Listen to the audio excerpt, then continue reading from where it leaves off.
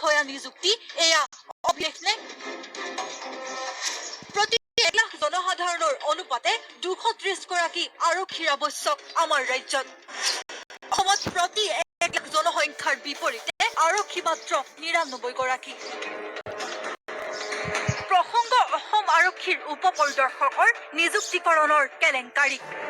এই বিষয়ে কিন্তু আমি কৈছো আপোনালোক এতিয়াও সম্পূৰ্ণৰূপে জ্ঞাত নহয়, কিয়নো এতিয়াও শেষ হোৱা নাই আৰক্ষী উপ পৰিদৰ্শক নিযুক্তিকৰণৰ বেমেজালি।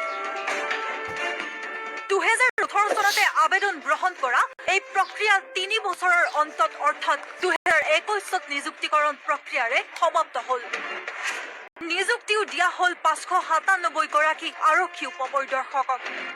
অসম চৰকাৰে একেলগে একে সময়তে সৰ্ববৃহৎ আৰক্ষী বিষয়া নিযুক্তিকৰণেৰে অভিলেখ গঢ়া বৰ হৰফেৰে প্ৰচাৰো কৰিলে সৰ্ব চৰকাৰে।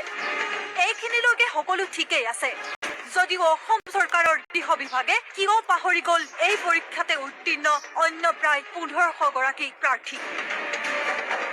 অসমৰ ইতিহাসত এয়া প্ৰথম সৰ্ববৃহৎ আৰক্ষী উপ পৰিদৰ্শক নিযুক্তি, যদিও ভাৰতৰ অন্য ৰাজ্যৰ তুলনাত এয়া নগণ্য। শেহতীয়াভাৱে 2021 চনত উত্তৰ প্ৰদেশত 9534 জন আৰক্ষী উপ পৰিদৰ্শক নিযুক্তি দিয়া হৈছে। ইয়াৰ বিপৰীতে অসমত 3 বছৰ ধৰি চলা SI নিযুক্তিকৰণৰ প্ৰক্ৰিয়াত কিমান গৰাকী প্ৰাৰ্থী উত্তীৰ্ণ হৈছিল সেয়া এতিয়াও আওতাৰ বাহিৰত। মাত্ৰ 597 গৰাকী প্ৰাৰ্থীক লৈ ঢাক-ঢোল বজোৱাত ব্যস্ত গৃহ বিভাগ। আৰক্ষী উপ পৰিদৰ্শকৰ নিযুক্তিকৰণৰ এই প্ৰসংগৰ সৈতে আমি অন্য এক প্ৰসংগও সংযোগ কৰাৰ থল বিচাৰি পালো ৰাষ্ট্ৰসংঘই আৰক্ষী নিযুক্তিকৰণৰ সন্দৰ্ভত দিয়া এক সমীক্ষাত। ৰাষ্ট্ৰসংঘই দিয়া সমীক্ষা অনুসৰি প্ৰতি 1 লাখ জনসাধাৰণৰ অনুপাতে 230 গৰাকী আৰক্ষী থাকিব লাগে প্ৰতিখন ৰাজ্যত।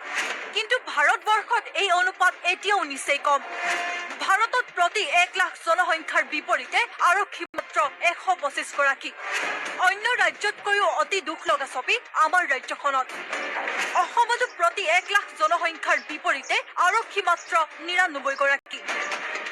2019-20 সমীক্ষা অনুসৰি বৰ্তমান অসমত নিয়োজিত হৈ থকা আৰক্ষীৰ সংখ্যা 61,310 গৰাকী, য'ত ৰাজ্যৰ মুঠ জনসংখ্যা এতিয়া 3,60,24,656 গৰাকী। যদি ৰাষ্ট্ৰসংঘৰ অনুপাত মতে চাওঁ তেন্তে অসমত আৰক্ষীৰ সংখ্যা হ'ব লাগে 82,800 গৰাকী। সেই অনুসৰি অসমত এতিয়াও প্ৰায় 21,409 গৰাকী